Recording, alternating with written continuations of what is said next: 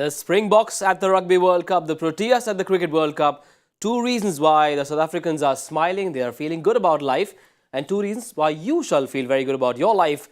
On Cricbuzz Live are the two experts, Simon Doull and Bhattacharjya. Now, between the two of them, between the two of you, you guys own the world of trivia. Bhattacharjya has a crossword tattoo on his shoulder. Sadly, because it's a family show, we can't show you that tattoo. And Simon Doull is an expert at tracing the antecedents, the lineage of all players on the planet. How much homework have you done for this one? A little bit. Tora, huh? Yeah. I love it. A little. So, Bas Delit's great-grandfather and his profession and his colleagues. He was a cobbler. You love the first rule of this. Be confident. Be confident. He was a cobbler. And the only reason I say that is because as we drive in the gates here at Cricbuzz Studios, there's a wonderful cobbler who smiles and waves at me every morning when we drive past. Every time we come in the gates, he's always got a smile and a wave for me. Joy, you handed over the crown to him last night, didn't you? Yeah, absolutely. And I always believe that, you know the rules of, as he said, cobbler, how confidently he said it. Yeah. So when I started off my quizzing career, a very venerable quizzer told me that you must always remember the ABC of public speaking, which is always be confident. Yeah. But he said, never also forget the XYZ of public speaking. I said, what's that? He said, always examine your zipper. Just checking, yeah. It is in place. These days, of course, Joy has been giving a lot of yarn about taxation and things like that. On this show, though, we shall talk about South Africa and the Netherlands. They are ready for a contest in the beautiful Dharamshala. It's been raining a bit, so I've been told that the toss has been delayed. Can Netherlands live in the past, look back at that famous day in Adelaide when they knocked South Africa out of that T20 World Cup? Can South Africa think about that as well? The one thing that the T20 World Cup brings is one or two great performances can win you a game. Generally, in a 50-over contest, being a little more elongated, you need more of a team performance. Yep. You know, one individual performance doesn't necessarily win you a game. You need more of a team. What Afghanistan did to England, it was a team performance. You know, they got enough runs and then their bowlers took over. And to a man, those spinners were brilliant. The seamers backed them up. That is the sort of performance that the Netherlands will need to produce in a 50-over contest to beat the South African side. You know, when you look at them on paper, they are so far apart as far as where they're at in world cricket at the moment. But there is an opportunity. But they have to take every single one of those. And in 50 overs, generally, the better team will come out on top. Do they need to look back at that day in Adelaide, or do they look back at what happened on Sunday, Afghanistan beating the world champions? Yeah, I think Adelaide's far away. It's a different format. They take heart from the fact that they can cause upsets. If upset England before in the T20 World Cup, they've had upsets. They have the parts of a team. But it's amazing because really these associate teams are the dreams of real dreams. Because if you go and look at these players, you'll see either players who've sort of not got a chance in their own country, they've come somewhere else. Yeah. People who've traveled from country to country looking for an opportunity to play. Nida Manaru from here, from all the way from Vizag to New Zealand, and he goes to Netherlands. I mean, this is where people live out their dreams. They're not going to give up. Van der Merwe played 13 one-day internationals, considers himself a player out in the wilderness again and says, I love you. That, the drug of international cricket, I can't let go of. I need to play that again. So I love the way these people approach it because their dressing room is a very different dressing room because every one of them, how privileged they feel just to be in a World Cup. Yep. India is not thinking that. Pakistan is not thinking that. South Africa is not thinking that. They're used to, we are there in a World Cup. We belong here. Yep. For them, every moment is special. Loss, win, every moment is special. Can that high of having qualified for the World Cup dissipate? Because 2 losses in a row, another loss here, which is quite likely because you're playing the mighty South Africans. Can that bubble burst very quickly? It shouldn't do because what is what are you looking at from a Holland point of view, from a Dutch point of view? What are you looking at through the tournament? You're probably targeting 1 or 2 games. You're probably saying, okay, where can we really get a result? In all reality, yep. Is it Afghanistan? Is it Bangladesh? Yeah. Is it Sri Lanka, who we have actually been competitive against? So those are the 3 teams you're looking at. Can we have a major upset? You're not looking at a semi-final spot. I mean, I think you're boxing out of your division if you're thinking about that semi-final spot. So their bubble shouldn't be bursting. Right throughout the tournament. They should be looking at it as an amazing opportunity. They've gone through qualifying. They are getting better by the year. and they are a better side than they were last year and the year before. So they just should be looking at each game and saying, it's another opportunity. Yep. You know, we don't want to get down on ourselves. Even if we are losing, even if we lose by big margins, we do not want to get down on ourselves because this is us. Look at us.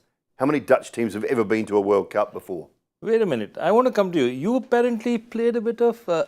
yeah, come on, tell us this. I spent some time. So I'd retired in 2000, 99, 2000, I'd retired. And I got a phone call from Max O'Dowd's father, Alex O'Dowd, who, him and his wife Christine, obviously Kiwi-Dutch connection. And he said to me, he said, we've lost our overseas pro. And at the time it was, and I'm so sorry I've forgotten his name, he was a little seamer that played in New Zealand and played for Auckland. And he got injured, about 8 or 9 games left in the season. And Dowdy rang me and he said, mate, we need an overseas pro, can you come over? I said, I haven't played a game. I have not played a game of cricket. I haven't picked up a ball in over 2 years. And he said, don't worry, we've got physiotherapists, we've got masseuses on the ready. It's 1 game a weekend.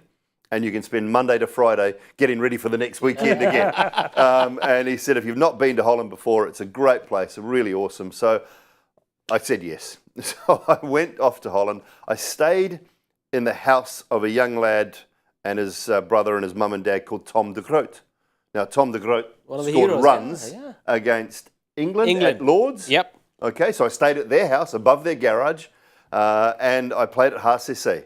In the middle of The Hague. And after every game, I would sort of Monday, Tuesday, I would go to the physio, then I'd go to the masseuse, and I'd get on my bike and I'd ride out to Scheveningen Beach and I would spend the day at the beach. It was the best 8 weeks I've had. So ended up doing quite well for them and they stayed up. They didn't get relegated. I had a great time and made some lifelong friends. He also scored 400-500 runs. And I've got to tell this to Zach and all, that with the bat, yeah, I opened the batting and scored runs on a few occasions. I think my first game, I might have got out first ball or something. I can't remember. But then it was successful post that. Wow. But we had a great, Jeroen Smits was our wicketkeeper who captained the Netherlands side as well. Obviously, Alex played... Tom de Groot. It was really good, but it was all on matting at that stage. I think we went to 2 grounds where we played on a grass pitch. Everything else is just played on like a clay surface that is rolled and then matting stretched out over top of the clay surface. And therefore, this team has said they're not too worried about the Dharamshala outfield. It's far better than the outfields they've played back home in the Netherlands. What about the South Africans? Where do they find themselves after a couple of games here at the World Cup? Let's take a look at the points table. They are in a position with the best net run rate. If they win tonight, they go top of the table.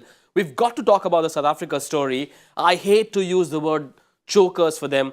This time, while they've been sort of slightly away from the spotlight, the emotional hype around South Africa is missing. Isn't that ideal for them? I think it is, personally. Look, I don't like the word because I think when I look back at what's happened to South Africa in tournaments, you think about the Herschel Gibbs incident, you think about the fact that they were beaten by probably better sides. They won that semi-final, so that quarterfinal in 15 in Sydney, then turned up at Auckland and... courtesy of reasons that we don't need to bring up. I mean, they had to play certain players. They dropped their best bowler in Kyle Abbott, who was unbelievable in that game in Sydney. So it's not always about choking or the C word. It is more about poor selection, policies around what they have to do and feel like they need to do when they're in these tournaments. So I look at it and I think, they've actually had poor rub of the green. They haven't choked on many occasions, I don't think. I just think they've either been beaten by a better team or they've had to pick, for the wrong reasons, the wrong team and therefore have lost those games. So I think they're in a great position. And I've said it before, their batters that have been here in India for the last 2 years in IPL are probably in the best form of their lives and have had terrific times and they know the conditions. Now, if you ask most Indian fans who their favourites are, of course, number one, they'll say India. But for a lot of them, their second preferred option is South Africa.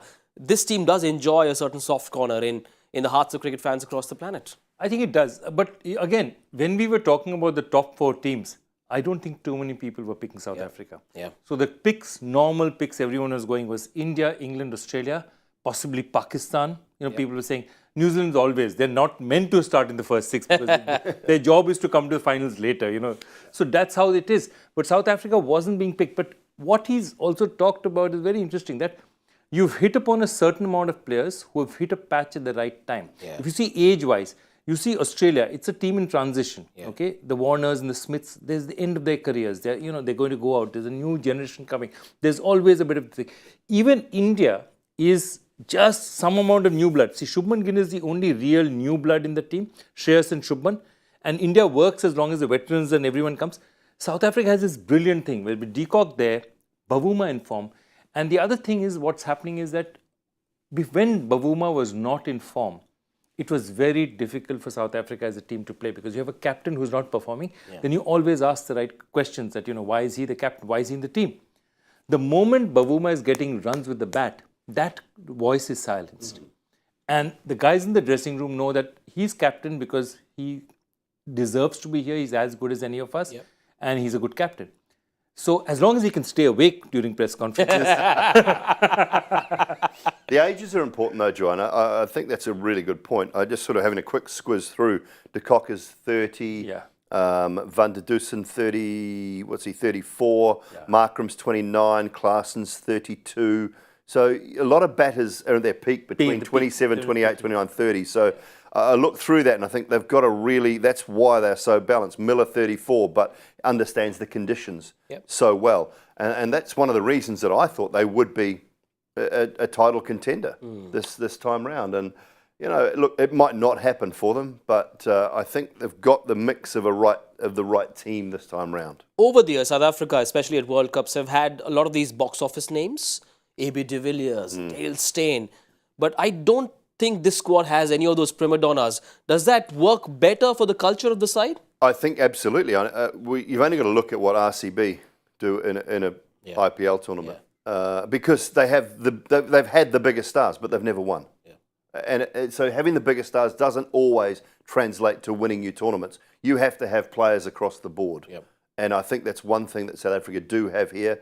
As I say, the experience, Bavuma needed to have respect in that dressing room. And when you're scoring runs, when people are looking from the outside or even from the inside and saying, well, he's not scoring runs, why is he even here?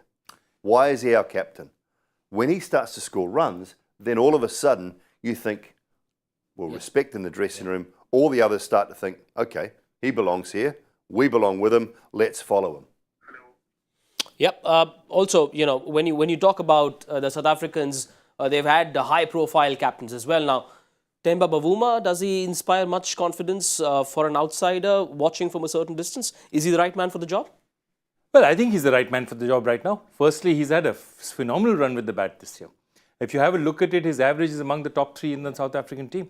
And the moment he performs with the bat, he has a very important job as well.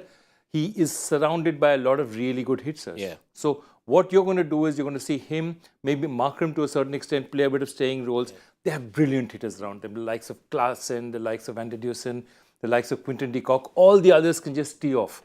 And if you do that, and that's a formula which is much more required in 50-over cricket. In 20-over cricket, perhaps the likes of Bavuma are not that required, because you can't really afford to have a guy chew up too many balls up front. But in 50-over cricket, where you may need to construct innings, where you may need to lose a couple of balls wickets up front, you need players like that. And that's the one thing that we've been talking about since yesterday. The art of constructing innings is disappearing because you don't have people playing the ODI format much more. So 20-over innings, you can't really construct an innings because you don't have that much time. You just start going as soon as you can. But here you might have to play out a few overs, wait for a power play, wait for the field to change. All that comes into play, which is a very different skills. Well, just a quick update that's coming from Dharamshala. The toss will happen at 2 if it doesn't rain. Remember, the pitch and the outfield was covered just as we walked into the studio for this Cricbuzz live pre-show. Play to start at 2:30 p.m. Now, Joy mentioned 50-over cricket. Is it time that we in cricket media stop using the expression white ball cricket? 2 different formats, 2 different worlds. Very different, vastly different, because the skill to play a 50-over game is incredibly different from a 2020 game. I don't mind white ball. It's just a different white ball format. It's still the same colour, so I don't mind that. But don't for 1 second think that these games are very similar, because they're not. And we've already seen it. Joy read out a list last night of sides or games where sides haven't batted 50 overs. Yep. Unable to bat 50 overs. And that is a sign of so much T20 cricket. So in the cycle in between, when you look at the amount of 50 over games that these sides have played, they haven't played. If you took the cycle, let's say between 2007 and 2011, and we'll get this done for you for the mid show maybe. The cycle between 2011 and 2007, 2011. Think about how many 50 over games India played, Australia played, New Zealand played, Pakistan, West Indies, compared to the cycle between 19 and 23. Yep. I would just about guarantee you it won't be half, but it'll be a heck of a lot less 50 over games played because of T20 cricket. And so if it's going to be a 10-team World Cup, the ICC has got to ensure that team number 9 and 10 have enough games of this format for it to be, a competitive World Cup. That's going to be difficult. I mean, the main games they'll be playing is during the qualifiers. The fact of the matter is boards don't want to play it. And it's not even that boards wanted to play it. After 2008, I think every board was moving towards T20 cricket. It was the ICC who gave a directive that you can play only a certain number of T20 internationals a year. The moment that rule was relaxed, the floodgates were open. Because today, if you go to any stadium, ask anybody, they want the T20 match. They don't want the 50 over match because, it's just a longer format. And I think that's the one realization that we have, that this, therefore, in many ways, this World Cup and perhaps the next World Cup are very special because you may not see too much of this format in the future. And this format, though it's not the most popular for advertisers now, has its own beauty, has its own, it has its own interesting characteristics. And of course, for us, with people, you've grown up on Tendulkar. And when you think Tendulkar, you think Tests and ODIs. You don't think T20s when you think Tendulkar. And I think for the players at the moment, still probably the pinnacle of World Cups. I think most of the players would still tell you that the 50 over World Cup title is the pinnacle. It's ahead of the T20 World Cup title because of the history it has. Whereas in 20 years' time, that might not be the same. But I would think at the moment, if you ask Virat, if you ask Rohit, if you ask Kane Williamson, if you ask Babar Azam, I still think the 50 over championship, the 50 over World Cup would have a little more to it than the T20. Is this the last generation to think so? Yeah, maybe. That's what I mean. But wait a minute. I'm struggling. You ask me any World Cup winner from 75 onwards in 50 over 50 over cricket, I'll remember it like... Yeah, I know them easily. But the moment I think of T20, I say, okay, India 2007, then 2009 was it Pakistan, I think, then 11. Then you start struggling because it just doesn't seem to have the same weight for a particular generation. You're absolutely right. It's that mantle is going to move. But it is what it is. It's a tough one. Do you see 10 overs being shaved off this format? I like it. 31 maybe? Yeah, I mentioned it last night. I don't mind a 40 over contest. I mean, when you talk to the England guys, the ones that played, I can't remember what they called it. There was a John Player or whatever it was. The 40 over competition in England in the early days. They all say it was the best competition they played. It didn't have any drag out period. And they really loved it. And we talked about it last night. It was 60 overs. I mean, they used to play 65 in England. Then the first World Cup was 60 overs, wasn't it? Then we went to 50. I mean, is there a problem? The game is changing. That's okay. I don't want to lose this format entirely because the numbers and the World Cup in and around it, they have a special feeling and a special meaning to so many people. So if it was a slightly shorter version of a World Cup, I don't have a problem with that. I completely agree. I mean, it still is a World Cup of that side. We don't say 60 over World Cup, okay, all World Cup before 83 were not World Cups. Exactly. You don't say that. It is still a tradition, it goes on. And look, again, if things were not to be changed, then we'd be playing cricket wearing hooped skirts, bowling underarm at 2 stumps, okay? So change is important in every aspect of a game. Do you see resistance from any quarters? Will the purists take it well, or does commerce or common sense prevail? I mean, forget about me. I mean, Sachin Tendulkar has said we should have 40 overs and two innings of 20 each and make that. Play that 1 innings, 2nd innings, 3rd innings, 4th innings, play it that way. And he reckons that that's the best form. And given that he scored a few one-day international centuries, perhaps we should listen to him. Might know a I thing don't know. or two. Maybe we should, right? What do you think? Yeah, look, I mean, I like the concept of it. I don't know whether I want to watch that. I guess the good thing about that is that you're not out of the game after 20 overs. And sometimes we see in a 20-over contest, you're out of the game, but you have an opportunity to get back into it. But I still think there's enough, you know, with a couple of little tweaks in and around a 40-over contest, I think it can be enough. You know, with just a 15-minute gap, not a half-hour gap. Yeah. You know, make it a little bit more exciting for television. I don't mind it.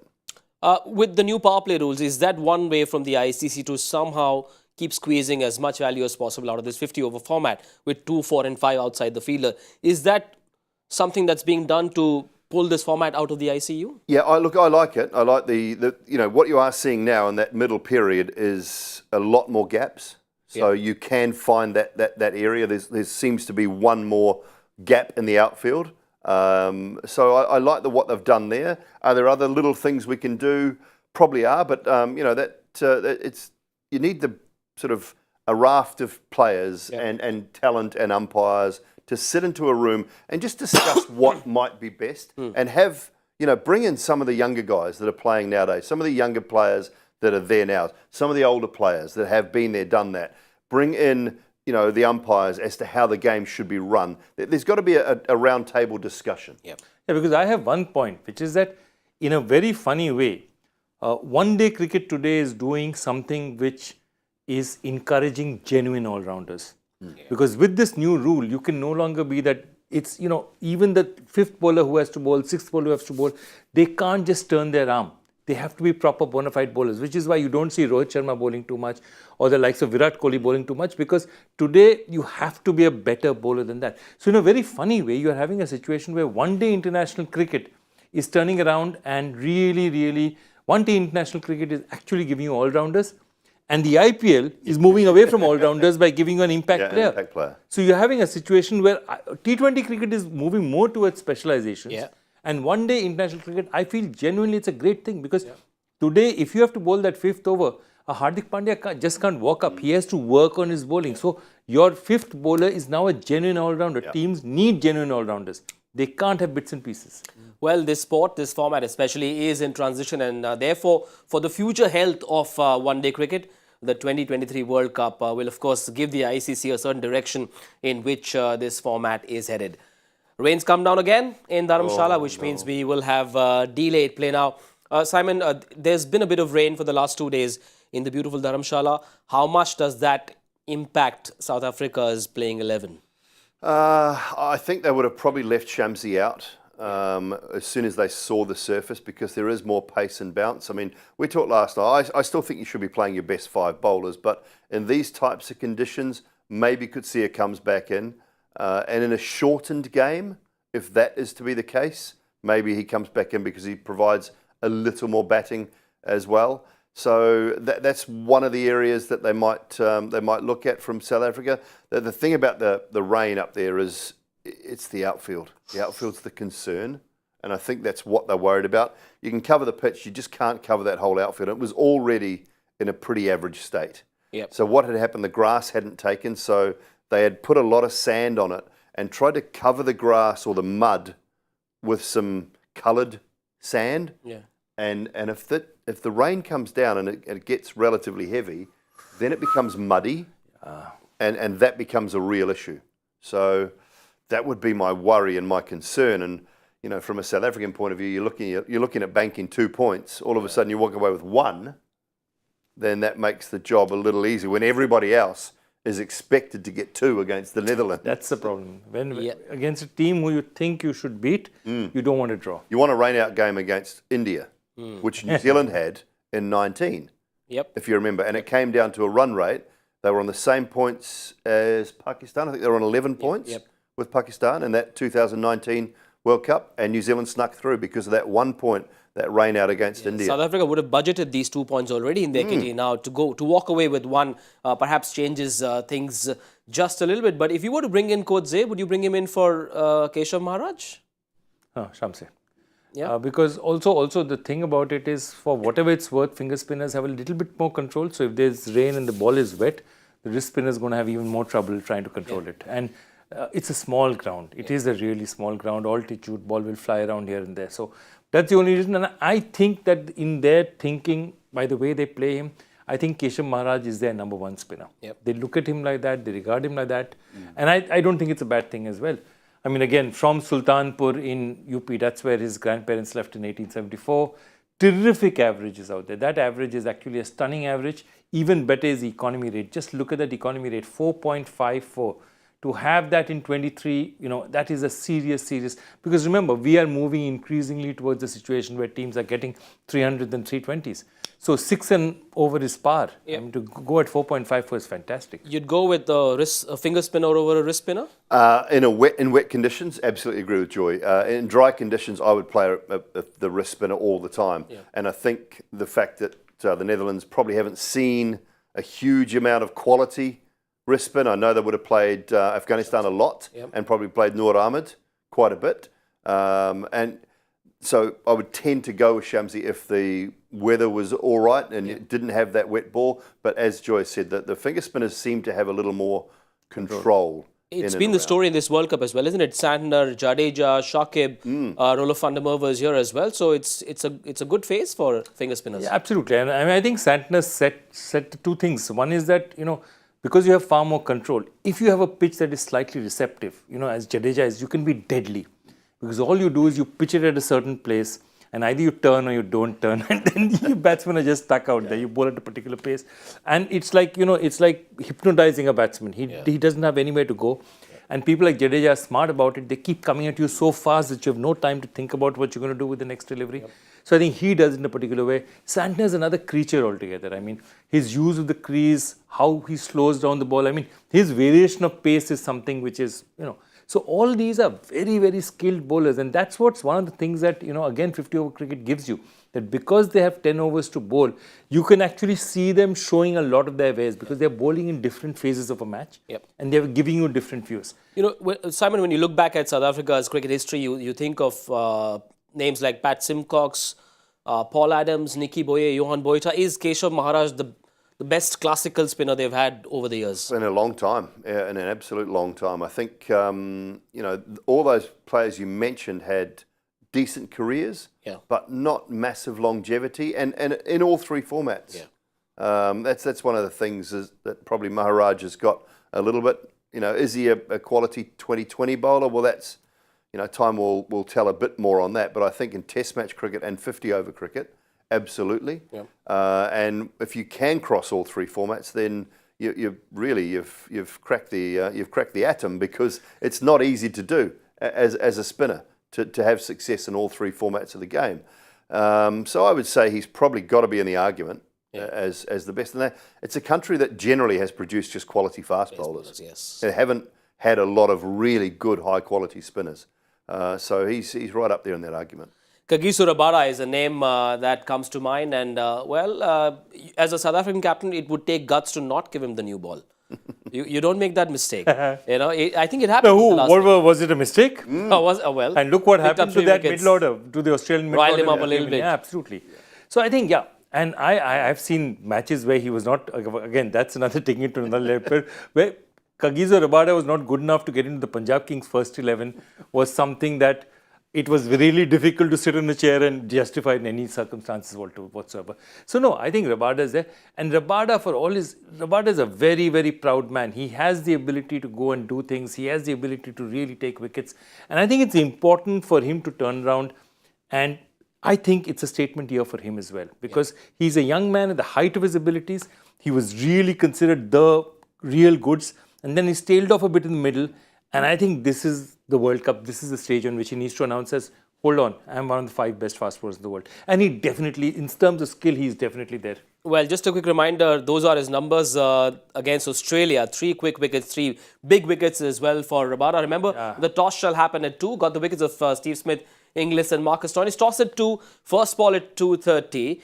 If South Africa are to bowl first, would you say shock and awe for Netherlands and give Rabada the new ball, or do what you did in the last game? There had to be discussion around it. They're not just going to say, KG, he's not going to walk out there and expect to open the bowling. There had to be a discussion around it. I wonder whether he said, listen, I'm just not controlling that white ball as well as I would like. Janssen swings the white ball. He gets opening batters in trouble with his pace and his bounce and that little bit of swing.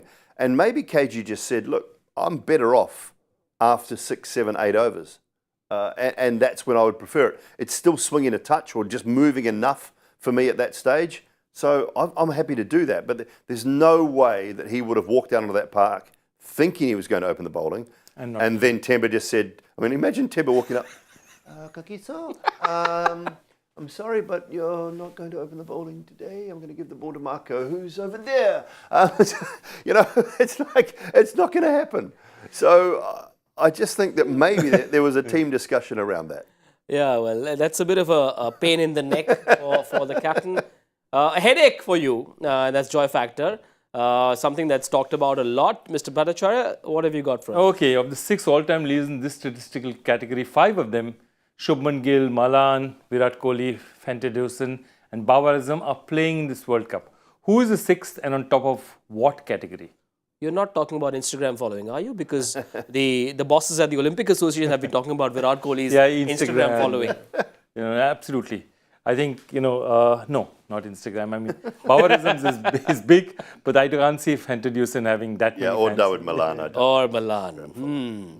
Well, you've got a fair bit of time to crack that one and tweet to us at Cricbuzz as well. Remember, if you have any questions for Joy or Simon, if you have any food suggestions, we take them as well on Cricbuzz Live. Please make sure you tweet to us. We shall be back once we have more news from the toss in Dharamshala. That's it for now on Cricbuzz Live. Make sure you stick around and join us in a few minutes from now. Bye for now.